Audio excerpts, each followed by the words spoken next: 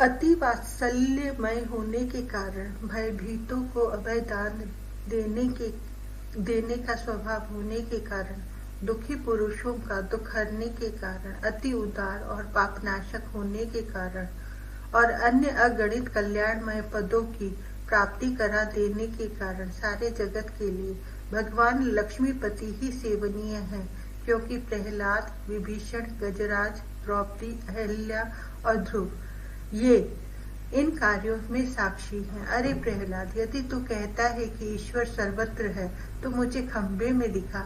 दैत्य हिरण्यकशिपु के ऐसा कहते ही वहां भगवान आविर्भूत हो गए और अपने नखों से उसके वक्ष स्थल को विदीर्ण करके अपना वात्सल्य प्रकट किया। ऐसे दीन रक्षक भगवान नारायण ही मेरी एकमात्र गति है। हे श्री राम जी, यह निष्पाप विभीषण राक्षस रावण के भय से आया है। यह सुनते ही सुग्रीव, उस पुलस्त्य ऋषि के पौत्र को तुरंत ले आओ और उसकी रक्षा करो। ऐसा कहकर जैसा अभयदान श्री रघुनाथ जी ने उसे दिया वह सबको विदित ही है। वे ही दीन रक्षक भगवान नारायण मेरी एकमात्र गति है।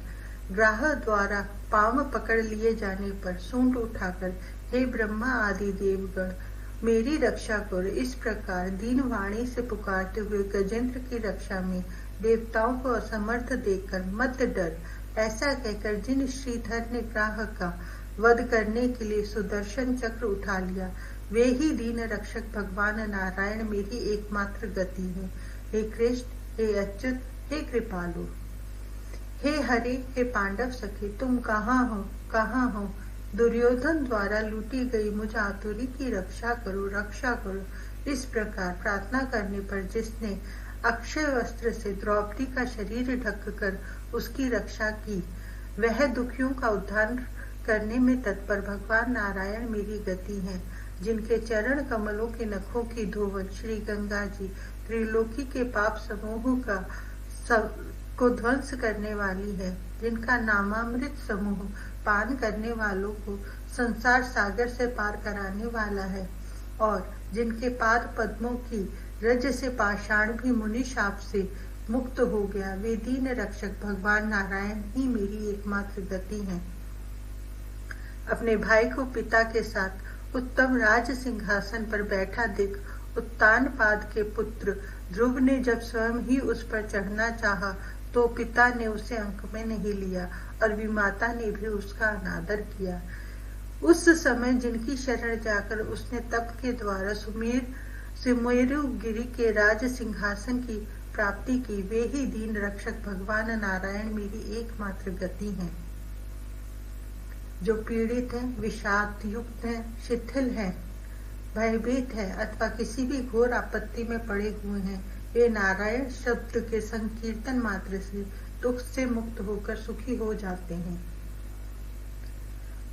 रे मनुष्यों, जो शेष शैया पर पौड़े हुए हैं, नील मेघ सदृश श्याम सुंदर है, गरुड़ जिनका वाहन है और जिनके कमल जैसे नेत्र हैं, उन शंख चक्र गदा पद्मधारी अव्यय श्री कमलापति को भजो।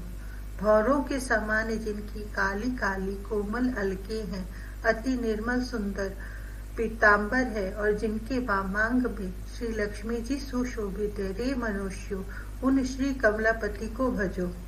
जब तप यज्ञ अथवा उत्तम उत्तम तीर्थों के सेवन में क्या रखा है, अथवा अधिक शास्त्र अवलोकन के पचड़े से में पढ़ने से ही क्या होना है। रे मनुष्यों, बस श्री कमलापति को ही भजो। इस संसार में यह मनुष्य शरीर अति दुर्लभ और देवगणों से वांछित है, ऐसा जानकर विषय लंपटता को त्याग कर हे मनुष्य श्री कमलापति को भजो। इस जीव के साथ स्त्री, पुत्र, भाई, पिता, माता और बंधुजन कोई भी नहीं जाता, अतः रे मनुष्य श्री कमलापति को भजो। यह चराचर जगत, धन और यौवन सभी अत्यंत अस्थिर है, ऐसा विवेक दृष्टि से देखकर रे मनुष्य शीघ्र ही श्री कमलापति को भजो। यह शरीर नाना प्रकार के रोगों का आश्रय, क्षणिक, परवश तथा मल से भरे हुए 9 भागों वाला है, ऐसा देखकर रे मनुष्य श्री कमलापति को भजो। मुनिजन जिनका अहर्निश हृदय में ध्यान करते हैं। शिव, ब्रह्मा तथा इंद्र आदि समस्त देवगण जिनकी सर्वदा वंदना करते हैं तथा जो जरा, जन्म और मरण आदि के भय को दूर करने वाले हैं, रे मनुष्यों, उन श्री कमलापति को भजो। दास परमहंस द्वारा कहे गए इस अत्युत्तम भगवान हरि के अष्टक को जो मनुष्य समाहित चित्त से पढ़ता है, वह अवश्य ही भगवान विष्णु के परम धाम को प्राप्त होता है। जिन परमात्मा से यह ब्रह्मा आदि रूप जगत प्रकट होता है और संपूर्ण जगत के कारणभूत जिस परमेश्वर में यह समस्त संसार स्थित है तथा अंत काल में यह समस्त जगत जिनमें लीन हो जाता है, वे दीन बंधु भगवान आज मेरे नेत्रों के समक्ष दर्शन दें। जिनके कर कमल में सूर्य के समान प्रकाशमान चक्र, भारी गदा और श्रेष्ठ शंख शोभित हो रहा है, जो पक्षी राज गरुड़ की पीठ पर अपने चरण कमल रखे हुए हैं, वे दीन बंधु भगवान आज मुझे प्रत्यक्ष दर्शन दें। जिन्होंने जल में डूबी हुई पृथ्वी का उद्धार किया, नग्न की जाती हुई पांडव वधु द्रौपदी को वस्त्रों से ढक लिया और ग्राह के मुख से गजराज को बचा लिया, वे दीन बंधु भगवान आज मेरे नेत्रों के समक्ष हो जाए। जिनकी स्नेह दृष्टि से देखे जाने के कारण देवता लोग ऐश्वर्य पाते हैं और कोप दृष्टि के द्वारा देखे जाने से दानव लोग नष्ट हो जाते हैं तथा सूर्य, यम और वायु आदि जिनके भय से भयभीत होकर अपने अपने कार्यों में प्रवृत्त होते हैं, वे दीन बंधु भगवान आज मेरे नेत्रों के सामने हो जाएं। सामवेद के गान में चतुर लोग यज्ञ में जिन अजन्मा भगवान के गुणों को गाते हैं, धीर बुद्धि वाले सन्यासी लोग एकांत में जिनका ध्यान करते हैं और योगी जन अपने शरीर के भीतर पुरुष रूप से जिनका साक्षात्कार करते हैं, वे दीन बंधु भगवान आज मेरे नेत्रों के सामने हों। जो भगवान आकार, रूप और गुण के संबंध से रहित होकर भी भक्तों के ऊपर दया करने के निमित्त अवतार धारण करते हैं और जो सर्वत्र विद्यमान रहते हुए भी शेषनाग के शरीर को अपनी शैया बनाए हुए हैं, वे दीन बंधु भगवान आज मेरे नेत्रों के प्रत्यक्ष हों। आलस्यहीन मुनिवरों का समूह संसार के दुख रूपी दावानल की जलन शांत करने के लिए जिन भगवान के चरण कमल की आराधना करता है, वे समस्त जगत के आत्मभूत दीन बंधु मेरे सब अपराधों को भूलकर आज मेरे नेत्रों के समक्ष दर्शन दे। जिन भगवान के नाम कीर्तन से में तत्पर चांडाल भी निश्चय ही संपूर्ण कलिमल पाप को त्याग कर जगत को पवित्र कर देता है, वे दीन बंधु भगवान मेरे समस्त पाप को अपनी करुणा दृष्टि से जलाकर आज मेरे नेत्रों को प्रत्यक्ष दर्शन दे। जो लोग ब्रह्मानंद के कहे हुए इस दीन बंधव अष्टक नामक पवित्र स्तोत्र का नित्य संयत चित्त से पाठ करेंगे, उनके ऊपर विष्णु भगवान प्रसन्न रहेंगे। हे शरण देने वाले परमात्मन, तुम एक और शुद्ध हो, किंतु वेद के विरुद्ध बुद्धि रखने वाले भ्रांत और पाप पारायण जन तुम्हारे ऐसे स्वरूप में भी विकार रूप प्रपंच संसार देखते हैं। हे सर्वव्यापी भगवान, मुझे उन लोगों से अलग करके अपने चरणों की शरण में ले लो। अपनी शरण में लेने की तुम्हारी उदारता गजेंद्र के विषय में देखी गई है कि तुमने उसकी रक्षा करके उसे अपना धाम दे दिया। हे भगवान, यदि तुम कृपा कर मेरी रक्षा करते हो तो इससे तुम्हारी सृष्टि मर्यादा की कोई हानि नहीं है।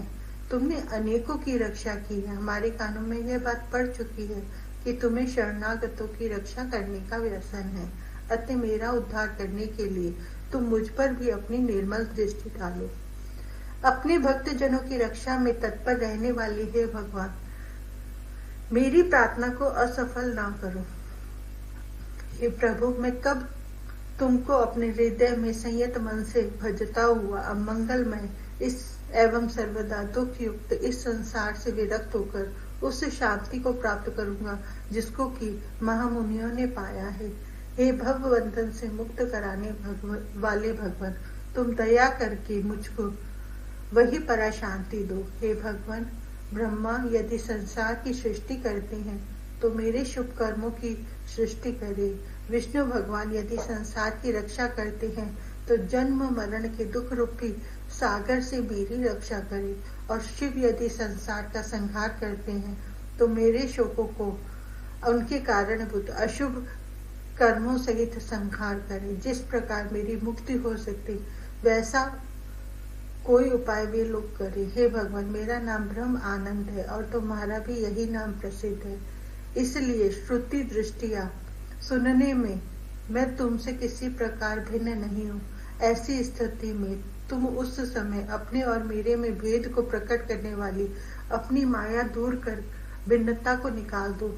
हे प्रभु, मैं कब जन्म मरण में घोर दुख वाले संसार को छोड़कर निरंतर आनंदमय सत्य आत्म स्वरूप में नित्य रमण करूंगा, जिसमें कि ब्रह्म आस्वाद के रसिक तथा कृतकृत्य योगेश्वर महामुनि रमण करते हैं। हे भगवान, तुमको प्रसन्न करने के लिए कोई शास्त्र पढ़ते हैं और कोई तत्पर होकर वेद पढ़ते हैं तथा दूसरे लोग यज्ञ के द्वारा तुम्हारी उपासना करते हैं और तुम्हें रुचिकर वस्तु अर्पण करते हैं। किंतु हे प्रभु, मैं तो संसार के दुखों के डर से तुम्हारी शरण में आया हूँ। हे हित करने वाले व्यापक परमात्मा, जिस प्रकार मुझ पर तुम्हारी प्रसन्नता हो सके वैसा करो। हे भगवान, मैं प्रकाश रूप नित्य आकाश के समान व्यापक पूर्णकाम आनंदमय और श्रुति सिद्ध अद्वैत रूप हूँ, किसी प्रकार ब्रह्म से भिन्न नहीं हूँ। इस प्रकार तत्व ज्ञान हो जाने पर विवेक दृष्टि से जगत का लय हो जाने के कारण ज्ञानी ब्रह्म रूप हो जाता है। इसलिए तुम कृपा करके मुझ में तत्व ज्ञान भर दो। जन्म मरण रूप भय से युक्त इस अनादि संसार में मन ही मन सदा दुखी रहने वाला कोई पुरुष इससे मुक्त होने की इच्छा से परम ज्ञानी गुरु की सेवा करता है और उससे जिस भगवान को जानकर फिर सांसारिक क्लेश समूहों से पीड़ित नहीं होता, उस देव को मैं भजता हूँ, जिसके भजन से भक्त पर ब्रह्म स्वरूप हो जाता है। हे भगवान, मुझ में न विवेक है, न वैराग्य और न शम दम आदि ज्ञान के अन्य 6 साधन ही हैं। मुझ में मुक्त होने की सुदृढ़ इच्छा भी नहीं है, फिर कैसे निर्मल ज्ञान प्राप्त हो सकता है। इसलिए संसार सागर को पार करने के मार्ग का उपदेश देते हुए तुम कृपा कर मुझको अपनी वैदिक बुद्धि ब्रह्म विद्या प्रदान करो। हे स्वामी, श्रुति ने जिनके विविध परिच्छेद का वाद किया है, जो वैदिक बुद्धि से ही जानने योग्य है, जो नित्य चिदानंद घन एवं कल्याण स्वरूप है तथा जो त्वम पद के अर्थभूत जीवात्मा से अभिन्न है, ऐसे आपका निरंतर अपने हृदय देश में कब ध्यान करूंगा। हे उदार परमेश्वर, आप अपनी कृपा से मेरे इस विचार को सफल करें। हे भगवान, जिसके लिए प्रिय होने के कारण ही ये प्राण धन आदि समस्त वस्तु प्रिय प्रतीत होते हैं और जो किसी दूसरे के लिए प्रिय होने के कारण प्रिय नहीं है अपितु स्वतः प्रिय है, यह बात वेद में प्रसिद्ध है। वही जन्मने मरने वाले समस्त प्राणियों का आत्मा है और उसी का वेदों में वर्णन किया गया है। अतः मैं उसी के जानने योग्य निर्मल आत्म वेद की सदा ही शरण लेता हूँ। हे नाथ, मेरी मति किसी प्रकार आत्म स्वरूप तुम में लगी रहे, इसी उद्देश्य से मैंने अपना सब कुछ परित्याग कर दिया, किंतु तुम्हारी माया ने तो मेरे प्रति विपरीत ही कार्य किया। अतः अब मैं क्या करूं?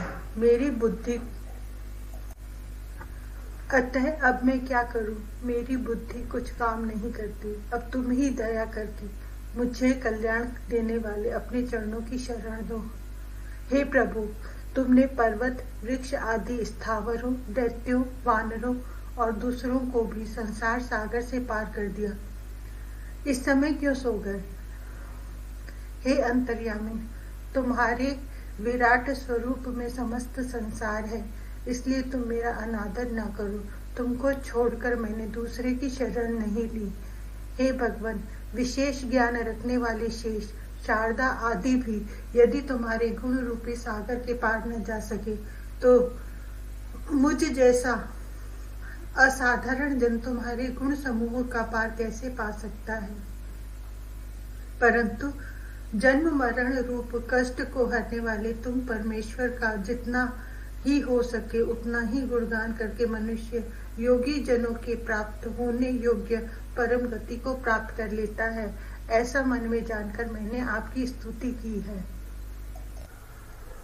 भक्तों पर दया करने वाले और माया से संसार की रचना करने वाले सच्चिदानंद रूप महेश्वर को बारंबार नमस्कार है।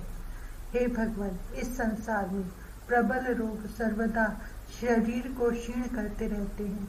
काम आदि भी प्रतिदिन हृदय को जलाते रहते हैं और मृत्यु भी दिनों को गिनती हुई पास ही नृत्य करती रहती है। इसलिए हे दीन बंधु, अब मेरे लिए आप ही शरण हैं। सदा ही परिवर्तनशील यह शरीर नष्ट होता जा रहा है और विषयों में आसक्त रहने वाला चित्त सदा ही खिन्न रहा करता है। मेरी बुद्धि भी सदा विषयों में रमती है, अंतरात्मा में नहीं। इसलिए हे दीन बंधु, अब मेरी आप ही शरण है। कष्ट की बात है कि कच्चे घड़े में रखे हुए जल की तरह आयु का नाश हो रहा है। यौवन की शोभा बिजली की चमक सी क्षण भंगुर है और वृद्धावस्था सिंघनी की भांति खाने के लिए दौड़ी चली आ रही है। इस कारण हे दीन बंधु, अब मेरे लिए आप ही शरण हैं।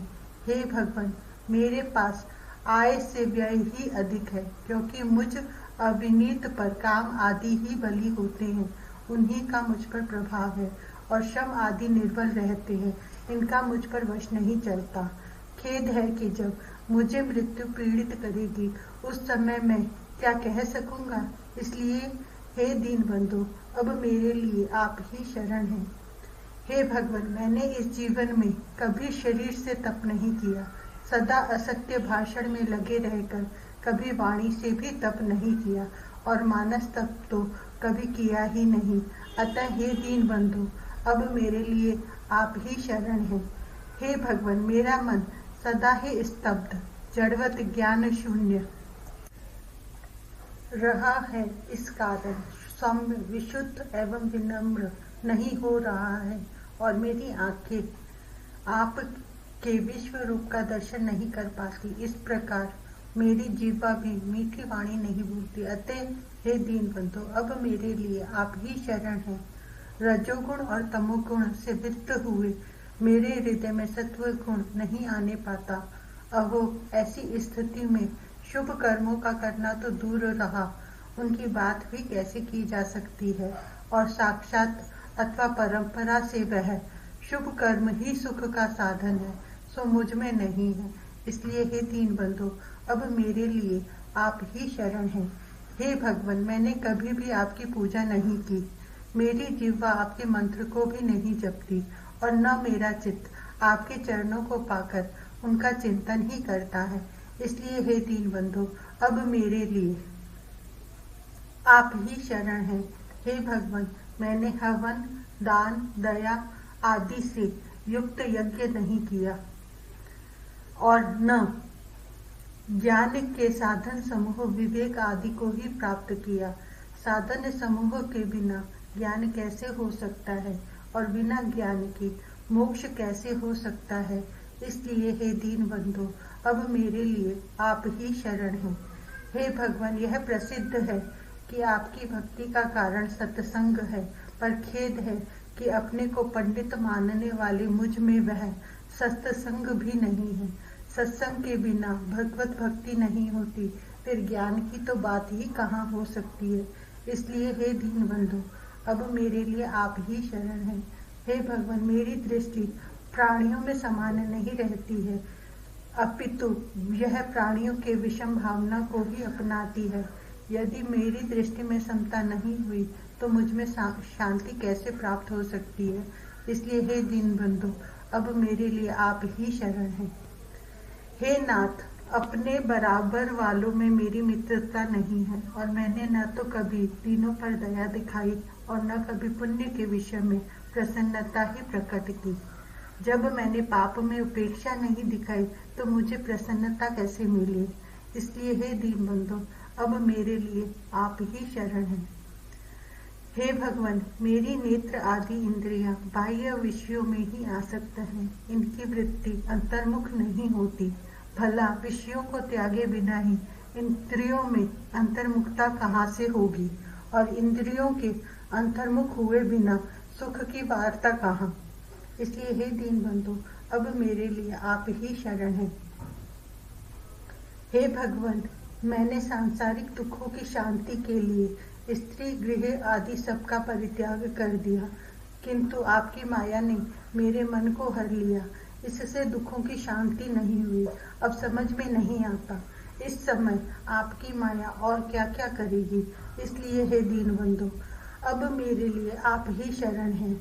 हे प्रभु, प्राप्त हुए धन, गृह, परिवार, हाथी एवं घोड़े, स्त्री आदि, इस पृथ्वी अथवा इंद्रपुरी का राज्य, ये सब वस्तुएं नश्वर हैं, किसी भी अच्छे फल को देने वाला नहीं है। इस कारण हे दीनबंधु, अब मेरे लिए आप ही शरण हैं। हे भगवान, मैंने प्राणायाम के द्वारा योग नहीं किया। बिना योग के मेरा मन स्थिर कैसे हो सकता है, और स्थिरता के बिना चित्त में शांति कथन मात्र के लिए भी नहीं हो सकती। इस कारण हे दीनबंधु, अब मेरे लिए आप ही शरण हैं। हे भगवान, मैंने गुरुजनों की ऐसी सेवा भी कभी नहीं की जिससे उनकी कृपा प्राप्त होकर उसके द्वारा मुझ में यथावत ज्ञान होता। गुरुजनों की सेवा भी ज्ञान का साधन है, ऐसा मैंने कभी मन में जाना ही नहीं। इस कारण हे दीनबंधु, अब मेरे लिए आप ही शरण हैं। हे नाथ, यह दुख की बात है कि मैंने विधि से तीर्थ आदि का सेवन नहीं किया, जिससे मेरे मन की शुद्धि हो। मन की शुद्धि के बिना ज्ञान और मोक्ष नहीं होते। इस कारण हे दीनबंधु, अब मेरे लिए आप ही शरण हैं। हे प्रभु, आत्मा ही ब्रह्म है। इसके यथार्थ ज्ञान के साधन में लगे हुए पुरुष को वेदांत ब्रह्म तत्व का यथावत ज्ञान करा देता है, परंतु मुझ में तो उस सत्य ज्ञान के साधन का अंश मात्र भी नहीं है। इस कारण हे दीनबंधु, अब मेरे लिए आप ही शरण हैं। हे गोविंद, हे शंकर, हे हरे, हे गिरिजापति, हे लक्ष्मीपति, हे शंभु, हे जनार्दन, हे पार्वती माता के सहित गिरीश, हे मुकुंद, मेरे लिए आप दोनों इष्ट देवों के अतिरिक्त किसी प्रकार कोई भी दूसरा सहारा नहीं है। इसलिए हे प्रभु, कृपा करके मुझे सद्गति प्रदान कीजिए। जो मनुष्य विनीत भाव से इस भगवत शरण नामक स्तोत्र का प्रतिदिन पाठ करेंगे, वे संसार की आसक्ति त्याग कर परम शांति और परमात्मा की साक्षात भक्ति प्राप्त करेंगे। लक्ष्मी जी के कुछ कुंभों का आश्रय करने वाले कुंडलधारी और अति मनोहर वनमालाधारी हे देव, हे हरे, आपकी जय हो, जय हो।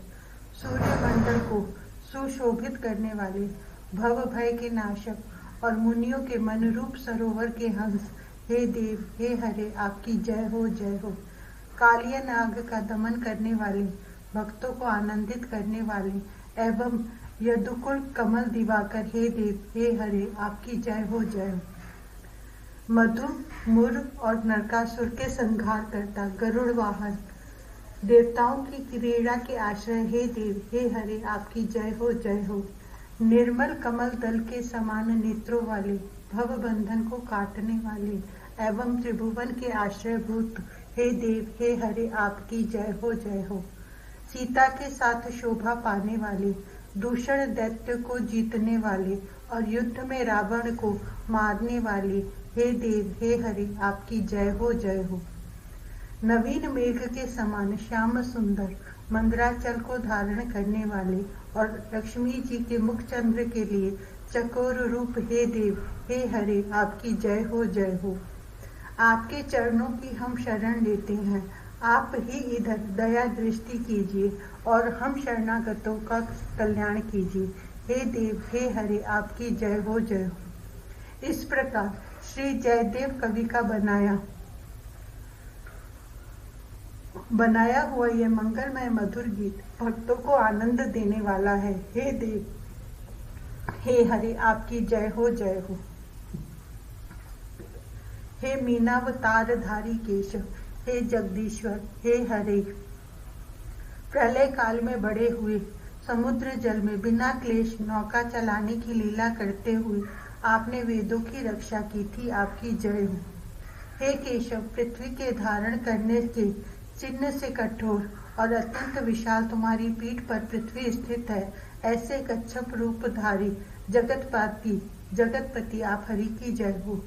चंद्रमा में निमग्न हुई कलंक रेखा के समान यह पृथ्वी आपके दांत की नोका पर अटकी हुई सुशोभित हो रही है, ऐसे सुकर रूपधारी जगतपति हरि केशव की जय हो। हिरण्यकशिपु रूपी तुच्छ भृंग को चीर डालने वाले विचित्र नुकीले नख आपके कर कमल में हैं, ऐसे नृसिंह रूपधारी जगतपति हरि केशव की जय हो। हे आश्चर्यमय वामन रूपधारी केशव, आपने पैर बढ़ाकर राजा बलि को छला तथा अपने चरण नखों के जल से लोगों को पवित्र किया, ऐसे आप जगतपति हरि की जय हो। हे केशव, आप जगत के ताप और पापों का नाश करते हुए उसे क्षत्रिय के रुधिर रूप जल से स्नान कराते हैं, ऐसे आप परशुराम रूप धारी जगतपति हरि की जय हो। जो युद्ध में दिशाओं में लोकपालों को प्रसन्न करने वाली रावण के शिर की सुंदर बलि देते हैं, ऐसे श्री राम अवतारधारी आप जगतपति भगवान केशव की जय हो। जो आपने गौर शरीर में हल्के भय से आकर मिली हुई यमुना और मेघ के सदृश नीलांबर धारण किए रहते हैं, ऐसे आप बलराम रूपधारी जगतपति भगवान केशव की जय हो। सदैव हृदय से पशु हत्या की कठोरता दिखाते हुए यज्ञ विधान संबंधी श्रुतियों की निंदा करने वाले आप युद्ध रूपधारी जगतपति भगवान केशव की जय हो। जो मलेच्छ समूह का नाश करने के लिए धूमकेतु के समान अत्यंत भयंकर तलवार चलाते हैं, ऐसे कल की रूपधारी आप जगतपति भगवान केशव की जय हो। हे भक्तों, इस जयदेव कवि की कही हुई मनोहर आनंददायक कल्याणमय तत्व रूप स्तुति को सुनो। हे दशावतारी धारी जगतपति हरि आपकी जय हो। ध्रुव जी ने कहा, प्रभु आप सर्वशक्ति संपन्न हैं, आप ही मेरे अंतःकरण में प्रवेश कर अपने तेज से मेरी इस सोई हुई वाणी को सजीव करते हैं तथा हाथ, पैर, कान और त्वचा आदि अन्यान्य इंद्रियों एवं प्राणों को भी चेतनता देते हैं। मैं आप अंतर्यामी भगवान को प्रणाम करता हूँ। भगवान आप एक ही हैं, परंतु अपनी अनंत गुणमयी माया शक्ति से इस महद आदि संपूर्ण प्रपंच को रचकर अंतर्यामी रूप से उसमें प्रवेश कर जाते हैं और फिर इसके इंद्रिय आदि असत गुणों में उनके अधिष्ठात्री देवताओं के रूप में स्थित होकर अनेक रूप भासते हैं। ठीक वैसे ही जैसे तरह तरह की लकड़ियों में प्रकट हुई आग अपनी उपाधियों के अनुसार भिन्न भिन्न रूपों में भासती है। नाथ, सृष्टि के आरंभ में ब्रह्मा जी ने भी आपकी शरण लेकर आपके दिए हुए ज्ञान के प्रभाव से ही इस जगत को सोकर उठे हुए पुरुष के समान देखा था। दीनबंधु उन्हीं आपके चरण तल का मुक्त पुरुष भी आश्रय लेते हैं। कोई भी कृतज्ञ पुरुष उन्हें कैसे भूल सकता है। प्रभु, इन शव तुल्य शरीरों के द्वारा भोगा जाने वाला इंद्रियों और विषयों के संसर्ग से उत्पन्न सुख तो मनुष्य को नरक में भी मिल सकता है।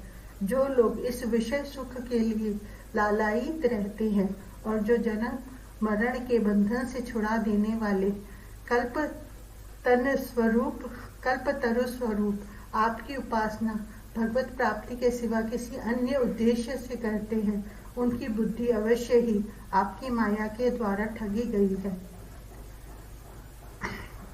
नाथ, आपके चरण कमलों का ध्यान करने से और आपके भक्तों के पवित्र चरित्र सुनने से प्राणियों को जो आनंद प्राप्त होता है वह निज आनंद स्वरूप ब्रह्म में भी नहीं मिल सकता। फिर जिन्हें काल की तलवार काटे डालती है, उन स्वर्गीय विमानों से गिरने वाले पुरुषों को तो वह सुख मिल ही कैसे सकता है। अनंत परमात्मन, मुझे तो आप उन विशुद्ध हृदय महात्मा भक्तों का संग दीजिए जिनका आप में अविच्छिन्न भक्ति भाव है। उनके संग में मैं आपके गुणों और लीलाओं की कथा सुधा को पी पी कर उन्मत्त हो जाऊंगा और सहज ही इस अनेक प्रकार के दुखों से पूर्ण भयंकर संसार सागर के उस पार पहुंच जाऊंगा। कमल नाभ प्रभु, जिनका चित्त आपके चरण कमल की सुगंध में लुभाया हुआ है, उन महानुभावों का जो लोग संग करते हैं, वे अपने इस अत्यंत प्रिय शरीर और इसके संबंधी पुत्र मित्र गृह और स्त्री आदि की सुधि भी नहीं करते। अजन्मा परमेश्वर, मैं तो पशु वृक्ष पर्वत पक्षी सरीसृप सर्पादि रेंगने वाले जंतु देवता दैत्य और मनुष्य आदि से परिपूर्ण तथा महद आदि अनेकों कारणों से संपादित आपके इस सद सतात्मक स्थूल विश्व रूप को ही जानता हूँ। इससे परे जो आपका परम स्वरूप है, जिसमें वाणी की गति नहीं है, उसका मुझे पता नहीं है। भगवान, कल्प का अंत होने पर योग निद्रा में स्थित जो परम पुरुष इस संपूर्ण विश्व को अपने उदर में लीन करके श्रेष्ठी के साथ उन्हीं की गोद में शयन करते हैं तथा जिनके नाभि समुद्र से प्रकट हुए सर्वलोकमय सुवर्ण वर्ण कमल से परम तेजोमय ब्रह्मा जी उत्पन्न हुए, वे भगवान आप ही हैं। मैं आपको प्रणाम करता हूँ। प्रभु, आप अपनी अखंड चिन्मयी दृष्टि से बुद्धि की सभी अवस्थाओं के साक्षी हैं तथा नित्य मुक्त शुद्ध सत्वमय सर्वज्ञ परमात्मा स्वरूप निर्विकार आदि पुरुष षडैश्वर्य संपन्न एवं तीनों गुणों के अधीश्वर हैं। आप जीव से सर्वथा भिन्न हैं तथा संसार की स्थिति के लिए यज्ञ अधिष्ठाता विष्णु रूप से विराजमान हैं। आपसे ही विद्या अविद्या आदि विरुद्ध गतियों वाली अनेकों शक्तियां धारावाहिक रूप से निरंतर प्रकट होती रहती हैं। आप जगत के कारण अखंड अनादि अनंत आनंदमय निर्विकार ब्रह्म स्वरूप हैं। मैं आपकी शरण हूँ। भगवान, आप परमानंद मूर्ति हैं। जो लोग ऐसा समझकर निष्काम भाव से आपका निरंतर भजन करते हैं, उनके लिए राज्य आदि भोगों की अपेक्षा आपके चरण कमलों की प्राप्ति ही भजन का सच्चा फल है। स्वामिन, यद्यपि बात ऐसी ही है तो भी गौ जैसे अपने तुरंत के जन्मे हुए बछड़े को दूध पिलाती और व्याघ्र आदि से बचाती रहती है, उसी प्रकार आप भी भक्तों पर कृपा करने के लिए निरंतर विकल रहने के कारण हम जैसे सकाम जीवों की भी कामना पूर्ण करके उनकी संसार भय से रक्षा करते रहते हैं। हे अति शोभायमान क्षीर समुद्र में निवास करने वाली, हाथ में चक्र धारण करने वाली, नागनाथ शेष जी के फणों की मणियों से दीप्यमान मनोहर मूर्ति वाली, हे योगीश, हे सनातन, हे शरणागत वत्सल, हे संसार सागर के लिए नौका स्वरूप श्री लक्ष्मी नृसिंह, मुझे अपने कर कमल का सहारा दीजिए। आपके अमल चरण कमल ब्रह्मा इंद्र रुद्र मरुत और सूर्य आदि के किरीटों की कोटियों के समूह से अति दैदीप्यमान हो रहे हैं। हे श्री लक्ष्मी जी के कुछ कमल के राजहंस श्री लक्ष्मी नरसिंह, मुझे अपने कर कमल का सहारा दीजिए। हे मुरारी, संसार रूप गहन वन में विचरते हुए कामदेव रूप अति उग्र और भयानक मृगराज से पीड़ित तथा मत्स्य रूप घाम से संतप्त अति आर्त को, हे लक्ष्मी नरसिंह, अपने कर कमल का सहारा दीजिए। संसार रूप अति भयानक और अगाध कूप के मूल में पहुंचकर जो सैकड़ों प्रकार के दुख रूप सर्पों से व्याकुल और अत्यंत दीन हो रहा है, उस अति कृपण और आपत्तिग्रस्त मुझको हे लक्ष्मी नरसिंह देव अपने कर कमल का सहारा दीजिए। संसार सागर में अति कराल और महान काल रूप नखरों और ग्राहों के ग्रसने से जिसका शरीर निगृहित हो रहा है तथा आसक्ति और रसना रूप तरंग माला से जो अति पीड़ित है, ऐसे मुझको हे लक्ष्मी नरसिंह अपने कर कमल का सहारा दीजिए। हे दयालु, पाप जिसका बीज है, अनंत कर्म सैकड़ों शाखाएं हैं, इंद्रिया पत्ते हैं, कामदेव पुष्प है तथा दुख ही जिसका फल है, ऐसे संसार रूप वृक्ष पर चढ़कर मैं नीचे गिर रहा हूँ। ऐसे मुझको हे लक्ष्मी नरसिंह अपने कर कमल का सहारा दीजिए। इस संसार सर्प के विकट मुख के भय रूप उग्र दाढ़ों के कराल विष से दग्ध होकर नष्ट हुए मुझको हे गरुड़ वाहन क्षीर सागर साई शौर्य श्री लक्ष्मी नरसिंह मुझे अपने कर कमल का सहारा दीजिए। संसार रूप दावानल के दाह से अति आतुर और उसकी भयंकर तथा विशाल ज्वाल मालाओं से जिसके रोम दग्ध हो रहे हैं तथा जिसने आपके चरण कमल रूप सरोवर की शरण ली है, ऐसे मुझको हे लक्ष्मी नरसिंह अपने कर कमल का सहारा दीजिए। हे जगन निवास, सकल इंद्रियों के विषय रूप बंसी उसमें फंसने के लिए मत्स्य के समान संसार पाश में पड़कर जिसके तालू और मस्तक खंडित हो गए हैं, ऐसे मुझको हे लक्ष्मी नरसिंह अपने कर कमल का सहारा दीजिए। हे सकला आरती नाशन, संसार रूप भयानक गजराज की सूंड के आघात से जिसके मर्म स्थल कुचल गए हैं तथा जो प्राण प्रयाण के सदृश संसार के भय से अति व्याकुल है, ऐसे मुझको हे लक्ष्मी नरसिंह अपने कर कमल का सहारा दीजिए। हे प्रभु, इंद्रिय नामक प्रबल चोरों ने जिसके विवेक रूप परम धन को हर लिया है तथा मोह रूप अंधकूप के गड्ढे में जो गिरा दिया गया है, मुझे ऐसे अंध को हे लक्ष्मी नरसिंह आप अपने कर कमल का सहारा दीजिए। हे लक्ष्मीपति, हे कमलनाथ, हे देवेश्वर, हे विष्णु, हे वैकुंठ, हे कृष्ण, हे मधुसूदन, हे कमलनयन, हे ब्रह्मण्य, हे केशव, हे जनार्दन, हे वासुदेव, हे देवेश, मुझ दीन को आप अपने कर कमल का सहारा दीजिए। जिसका स्वरूप माया से ही प्रकट हुआ है, उस प्रचुर संसार प्रवाह में डूबे हुए पुरुषों के लिए जो इस लोक में अति बलवान करावलंब रूप है, ऐसा यह सुप्रस्तुत इस पृथ्वी तल पर लक्ष्मी नरसिंह के चरण कमल के लिए मधुकर रूप शंकर ने रचा है, शंकराचार्य जी ने रचा है। प्रहलाद ने कहा, ब्रह्मा आदि देवता, ऋषि मुनि और सिद्ध पुरुषों की बुद्धि निरंतर सत्व गुण में ही स्थित रहती है, फिर भी वे अपनी धारा प्रवाह स्तुति और अपने विविध गुणों से आपको अब तक भी संतुष्ट नहीं कर सके। फिर तो मैं घोर असुर जाति में उत्पन्न हुआ हूँ, क्या आप मुझसे संतुष्ट हो सकते हैं? मैं समझता हूँ कि धन, कुलीनता, रूप, तप, विद्या, ओज, तेज, प्रभाव, बल, पौरुष, बुद्धि और योग, ये सभी गुण परम पुरुष भगवान को संतुष्ट करने में समर्थ नहीं है, परंतु भक्ति से तो भगवान गजेंद्र पर भी संतुष्ट हो गए थे। मेरी समझ से इन 12 गुणों से युक्त ब्राह्मण भी यदि भगवान कमलनाथ के चरण कमलों से विमुख हो तो उससे वह चांडाल श्रेष्ठ है, जिसने अपने मन, वचन, कर्म, धन और प्राण भगवान के चरणों में समर्पित कर रखे हैं, क्योंकि वह चांडाल तो अपने कुल तक को पवित्र कर देता है और बड़प्पन का अभिमान रखने वाला वह ब्राह्मण अपने को भी पवित्र नहीं कर सकता। सर्वशक्तिमान प्रभु अपने स्वरूप के साक्षात्कार से ही परिपूर्ण है। उन्हें अपने लिए शूद्र पुरुषों से पूजा ग्रहण करने की आवश्यकता नहीं है।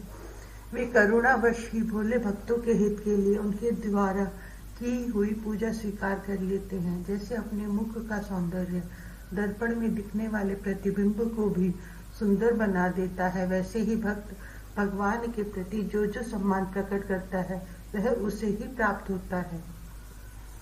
इसलिए सर्वथा अयोग्य और अनधिकारी होने पर भी मैं बिना किसी शंका के अपनी बुद्धि के अनुसार सब प्रकार से भगवान की महिमा का वर्णन कर रहा हूँ। इस महिमा के गान का ही ऐसा प्रभाव है कि अविद्यावश संसार चक्र में पड़ा हुआ जीव तत्काल पवित्र हो जाता है। भगवान, आप सत्व गुण के आश्रय हैं।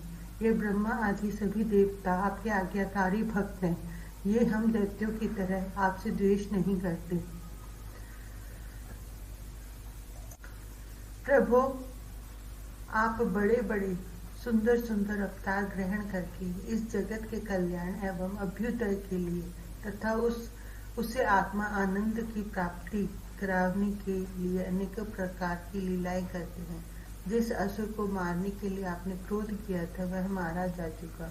अब आप अपना क्रोध शांत कीजिए। जैसे बिच्छू और सांप की मृत्यु से सज्जन भी सुखी ही होते हैं, वैसे ही इस दैत्य के संहार से सभी लोगों को बड़ा सुख मिला है। अब सब आपके शांत स्वरूप के दर्शन की बाट जोह रहे हैं। नृसिंह देव, भय से मुक्त होने के लिए भक्तजन आपके इस रूप का स्मरण करेंगे। परमात्मन, आपका मुख बड़ा भयावना है। आपकी जीभ लप लप कर रही है। आंखें सूर्य के समान है, भौहें चढ़ी हुई हैं, बड़ी पैनी दाढ़ें हैं, आंतों की माला, खून से लथपथ गर्दन के बाल, बच्चे की तरह सीधे खड़े कान और दिग्गजों को भी भयभीत कर देने वाला सिंहनाद एवं शत्रुओं को फाड़ देने वाले आपके इन नखों को देखकर मैं तनिक भी भयभीत नहीं हुआ हूँ।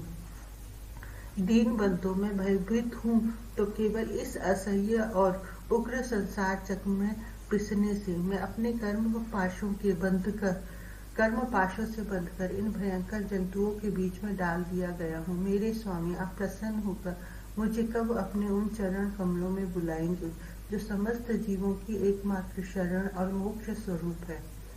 अनंत में जिन जिन योनियों में गया, उन सभी योनियों में प्रिय के वियोग और अप्रिय के संयोग से होने वाले शोक की आग में झुलसता रहा। इन दुखों को मिटाने की जो दवा है वह भी दुख रूप ही है। मैं न जाने कब से अपने से अतिरिक्त वस्तुओं को आत्मा समझकर इधर उधर भटक रहा हूँ। अब आप ऐसा साधन बतलाइए जिससे कि आपकी सेवा भक्ति प्राप्त कर सकूं। प्रभु, आप हमारे लिए प्रिय है, अहैतुक हितैषी सुहृद है। आप ही वास्तव में सबके परम आराध्य हैं। मैं ब्रह्मा जी के द्वारा गाई हुई आपकी लीला कथाओं का गान करता हुआ बड़ी सुगमता से धन आदि प्राकृतिक गुणों से मुक्त होकर इस संसार की कठिनाइयों को पार कर जाऊंगा, क्योंकि आपके चरण युगलों में रहने वाले भक्त परमहंस महात्माओं का संग तो मुझे मिलता ही रहेगा। भगवान नरसिंह, इस लोक में दुखी जीवों का दुख मिटाने के लिए जो उपाय माना जाता है वह आपके उपेक्षा करने पर एक क्षण के लिए ही होता है। यहाँ तक कि माँ बाप बालक की रक्षा नहीं कर सकती, औषधि रोग नहीं मिटा सकती और समुद्र में डूबते हुए को नौका नहीं बचा सकती। सत्व आदि गुणों के कारण भिन्न भिन्न स्वभाव के जितने भी ब्रह्म आदि श्रेष्ठ और कालादि कनिष्ठ करता है, उनको प्रेरित करने वाले आप ही हैं। वे आपकी प्रेरणा से जिस आधार में स्थित होकर, जिस निमित्त से, जिस मिट्टी आदि उपकरणों से, जिस समय, जिन साधनों के द्वारा, जिस अदृष्ट आदि की सहायता से, जिस प्रयोजन के उद्देश्य से, जिस विधि से जो कुछ उत्पन्न करते हैं या रूपांतरित करते हैं, वे सब और वह सब आपका ही स्वरूप है। पुरुष की अनुमति से काल के द्वारा गुणों में शोभ होने पर माया मन है प्रधान लिंग शरीर का निर्माण करती है। यह लिंग शरीर बलवान, कर्ममय एवं अनेक नाम रूपों में आसक्त छंदोमय है। यही अविद्या के द्वारा कल्पित मन, 10 इंद्रिय और 5 तन्मात्रा, इन 16 विकार रूप अरों से युक्त संसार चक्र है। जन्म रहित प्रभु, आपसे भिन्न रहकर ऐसा कौन पुरुष है जो इस मन रूप संसार चक्र को पार कर जाए।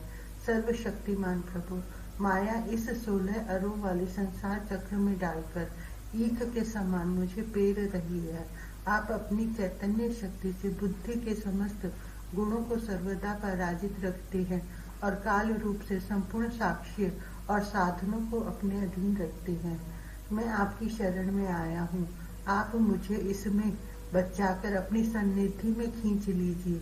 भगवान, जिनके लिए संसारी लोग बड़े लालायित रहते हैं, स्वर्ग में मिटने वाली समस्त लोकपालों की वह आयु, लक्ष्मी और ऐश्वर्य मैंने खूब देख लिए।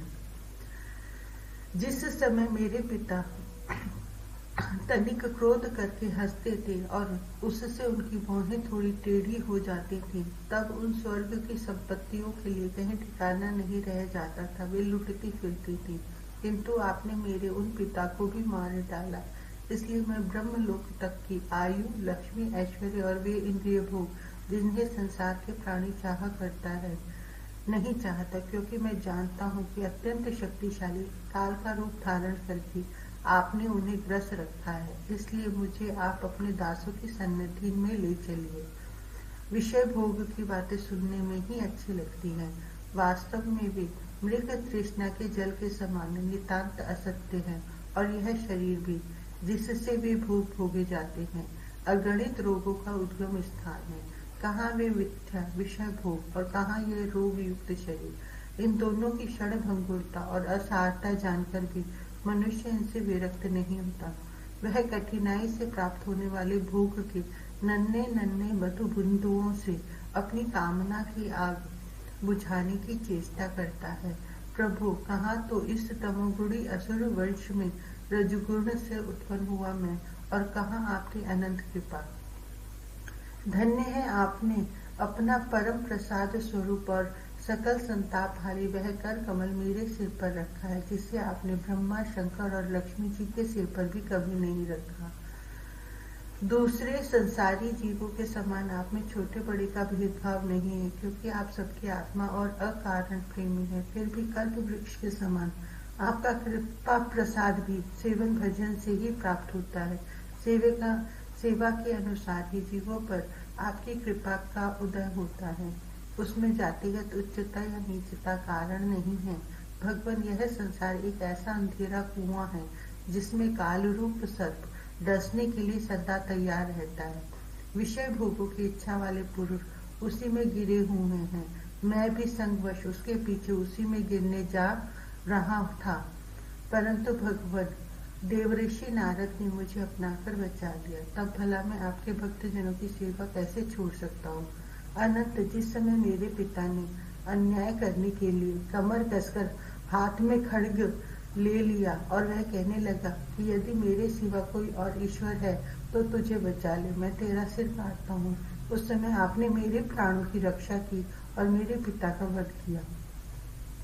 मैं तो समझता हूँ कि आपने अपने प्रेमी भक्त सनक आदि ऋषियों का वचन सत्य करने के लिए ही वैसा किया था। भगवान, यह संपूर्ण जगत एकमात्र आप ही हैं, क्योंकि इसके आदि में आप ही कारण रूप से थे, अंत में आप ही अवधि के रूप में रहेंगे और बीच में इसके प्रतीति के रूप में भी केवल आप ही हैं। आप अपनी माया के गुणों से परिणाम स्वरूप इस जगत की सृष्टि करके इसमें पहले से विद्यमान रहने पर भी प्रवेश की लीला करते हैं और उन गुणों से युक्त होकर अनेक मालूम पड़ रहे हैं। भगवान, यह जो कुछ कार्य कारण के रूप में प्रतीत हो रहा है, यह सब आप ही हैं और इससे भिन्न भी आप ही हैं। अपने पराये का भेदभाव तो अर्थहीन शब्दों की माया है, क्योंकि जिससे जिसका जन्म, स्थिति, लय और प्रकाश होता है, वह उसका स्वरूप ही होता है। जैसे बीज और वृक्ष कारण और कार्य की दृष्टि से भिन्न भिन्न है, तो भी गंध तन्मात्र की दृष्टि से दोनों एक ही हैं। भगवान, आप इस संपूर्ण विश्व को स्वयं ही अपने में समेटकर आत्मसुख का अनुभव करते हुए निष्क्रिय होकर प्रलयकालीन जल में शयन करते हैं। उस समय अपने स्वयं सिद्ध योग के द्वारा बाह्य दृष्टि को बंद कर आप अपने स्वरूप के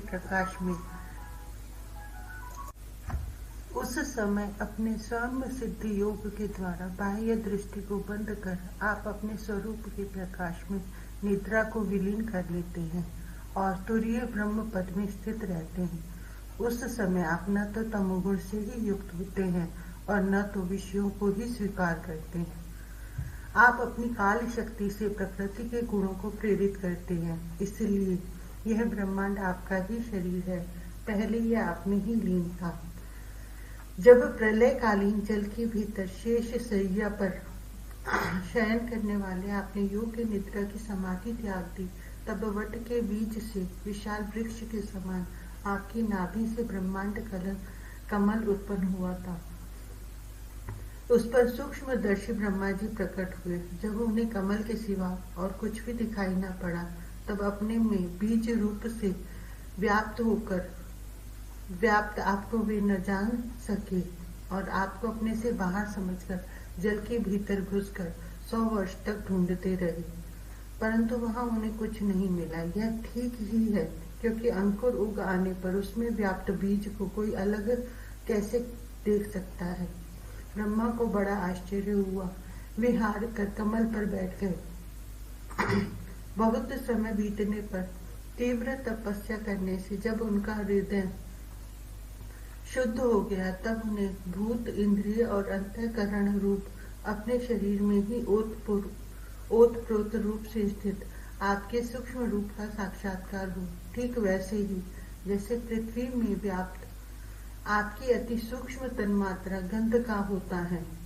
विराट पुरुष सहस्रों मुख, चरण, सिर, हाथ, जंघा, नासिका, मुख, कान, नेत्र, आभूषण और आयुधों से संपन्न था। 14 लोग उसके विभिन्न अंगों के रूप में शोभायमान थे। वह भगवान की एक लीलामयी मूर्ति थी। उसे देखकर ब्रह्मा जी को बड़ा आनंद हुआ। रजोगुण और तमोगुण रूप मधु और कैटभ नाम के 2 बड़े बलवान दैत्य थे। जब वे वेदों को चुरा कर ले गए, तब आपने हयग्रीव अवतार ग्रहण किया और उन दोनों को मारकर सत्व गुण रूप श्रुतियां ब्रह्मा जी को लौटा दी। वह सत्व गुण ही आपका अत्यंत प्रिय शरीर है। महात्मा लोग इस प्रकार वर्णन करते हैं। पुरुषोत्तम, इस प्रकार आप मनुष्य, पशु, पक्षी, ऋषि, देवता और मत्स्य आदि अवतार लेकर लोगों का पालन तथा विश्व के द्रोहियों का संहार करते हैं। इन अवतारों के द्वारा आप प्रत्येक युग में उसके धर्मों की रक्षा करते हैं। कलयुग में आप छिपकर गुप्त रूप से ही रहते हैं, इसलिए आपका एक नाम त्रियुग भी है। वैकुंठनाथ, मेरे मन की बड़ी दुर्दशा है। वह पाप वासनाओं से तो कलुषित है ही, स्वयं भी अत्यंत दुष्ट है। वह प्राय ही कामनाओं के कारण आतुर रहता है और हर्ष, शोक, भय एवं लोक परलोक, धन, पत्नी, पुत्र आदि की चिंताओं से व्याकुल रहता है। इसे आपकी लीला कथाओं में तो रस ही नहीं मिलता। इसके मारे में दीन हो रहा हूँ। ऐसे मन से मैं आपके स्वरूप का चिंतन कैसे करूँ? अच्युत, यह कभी न अघाने वाली जीव मुझे स्वादिष्ट रसों की ओर खींचती रहती है। जननेन्द्रिय सुंदर स्त्री की ओर, त्वचा सुकोमल स्पर्श की ओर, पेट भोजन की ओर, कान मधुर संगीत की ओर, नासिका भीनी भीनी सुगंध की ओर, और ये चपल नेत्र सौंदर्य की ओर मुझे खींचते रहते हैं। इसके सिवा कर्मेंद्रियां भी अपने अपने विषयों की ओर ले जाने को जोर लगाती ही रहती हैं। मेरी तो वह दशा हो रही है जैसे किसी पुरुष की बहुत सी पत्नियां उसे अपने अपने शयन गृह में ले जाने के लिए चारों ओर से घसीट रही हूँ। इस प्रकार यह जीव अपने कर्मों के बंधन में पड़कर इस संसार रूप वैतरणी नदी में गिरा हुआ है। जन्म से मृत्यु, मृत्यु से जन्म और दोनों के द्वारा कर्म भोग करते करते यह भयभीत हो गया है। यह अपना है, यह पराया है। इस प्रकार के भेदभाव से युक्त होकर किसी से मित्रता करता है तो किसी से शत्रुता। आप इस मूढ़ जीव की यह दुर्दशा देखकर करुणा से द्रवित हो जाइए। इस भय नदी से सर्वदा पार रहने वाले भगवान, इन प्राणियों को भी अब पार लगा दीजिए। जगत गुरु, आप इस सृष्टि की उत्पत्ति, स्थिति तथा पालन करने वाले हैं। ऐसी अवस्था में इन जीवों को इस भव नदी के पार उतार देने में आपको क्या प्रयास है? दीन जनों के परम हितैषी प्रभु, भूले भटके मूढ़ ही महान पुरुषों के विशेष अनुग्रह प्राप्त होते हैं। हमें उसकी कोई आवश्यकता नहीं है, क्योंकि हम आपके प्रियजनों की सेवा में लगे रहते हैं। इसलिए पार जाने की हमें कभी चिंता ही नहीं होती। परमात्मन, इस भव वैतरणी से पार उतरना दूसरों लोगों के लिए अवश्य ही कठिन है, परंतु मुझे तो इससे तनिक भी भय नहीं है, क्योंकि मेरा चित्त इस वैतरणी में नहीं, आपकी उन लीलाओं के गान में मग्न रहता है, जो स्वर्गीय अमृत को भी तिरस्कृत करने वाली परम अमृत स्वरूप है। मैं उन मूढ़ प्राणियों के लिए शोक कर रहा हूँ, जो आपके गुणगान से विमुख रहकर इंद्रियों के विषयों का मायामय झूठा सुख प्राप्त करने के लिए अपने सिर पर सारे संसार का भार ढोते रहते हैं। मेरे स्वामी, बड़े बड़े ऋषि मुनि तो प्राय अपनी मुक्ति के लिए निर्जन वन में जाकर मौन व्रत धारण कर लेते हैं। वे दूसरों की भलाई के लिए कोई विशेष प्रयत्न नहीं करते, परंतु मेरी दशा तो दूसरी ही हो रही है। मैं इन भूले हुए असहाय गरीबों को छोड़कर अकेला मुक्त नहीं होना चाहता, और इन भटकते हुए प्राणियों के लिए आपके सिवा और कोई सहारा भी नहीं दिखाई पड़ता। घर में फंसे हुए लोगों को जो मैथुन आदि का सुख मिलता है, वह अत्यंत तुच्छ एवं दुख रूप ही है। जैसे कोई दोनों हाथों से खुजला रहा हो, तो उस खुजली में पहले उसे कुछ थोड़ा सा सुख मालूम पड़ता है, परंतु पीछे से दुख ही दुख होता है। किंतु ये भूले हुए अज्ञानी मनुष्य बहुत दुख भोगने पर भी इन विषयों से अघाते नहीं। इसके विपरीत धीर पुरुष जैसे खुजलाहट को सह लेते हैं, वैसे ही काम आदि वेगों को भी सह लेते हैं। सहने से ही उनका नाश होता है। पुरुषोत्तम, मोक्ष के 10 साधन प्रसिद्ध हैं: मौन, ब्रह्मचर्य, शास्त्र श्रवण, तपस्या, स्वाध्याय, स्वधर्म पालन, युक्तियों से शास्त्रों की व्याख्या, एकांत सेवन, जप और समाधि। परंतु जिनकी इंद्रियां वश में नहीं है, उनके लिए ये सब जीविका के साधन व्यापार मात्र रह जाते हैं, और दंभियों के लिए तो जब तक उनकी पोल खुलती नहीं, तभी तक ये जीवन निर्वाह के साधन रहते हैं, और भंडाफोड़ हो जाने पर वह भी नहीं। वेदों ने बीज और अंकुर के समान आपके 2 रूप बताए हैं, कार्य और कारण।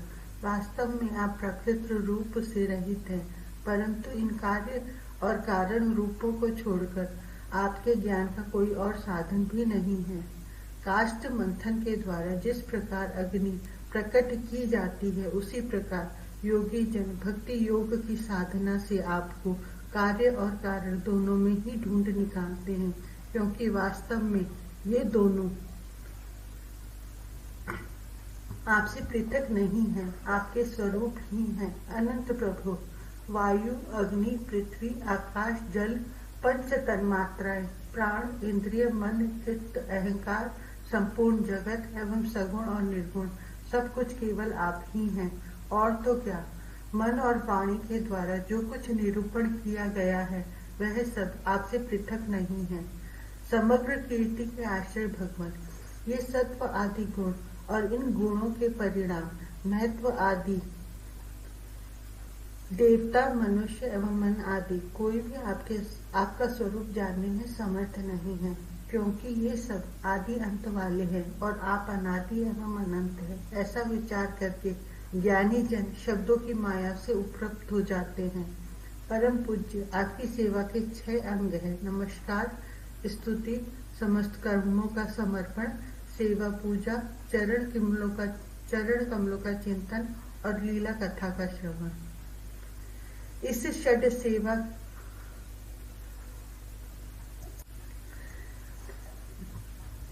षडंग सेवा के बिना आपके चरण कमलों की भक्ति कैसे प्राप्त हो सकती है, और भक्ति के बिना आपकी प्राप्ति कैसे होगी? प्रभु, आप तो अपने परम प्रिय भक्त जनों के परम हंसों के ही सर्वस्व हैं। नारद जी कहते हैं, इस प्रकार भक्त प्रहलाद ने बड़े प्रेम से प्रकृति और प्राकृत गुणों से रहित भगवान के स्वरूपभूत गुणों का वर्णन किया। इसके बाद वे भगवान के चरणों में सिर झुकाकर चुप हो गए।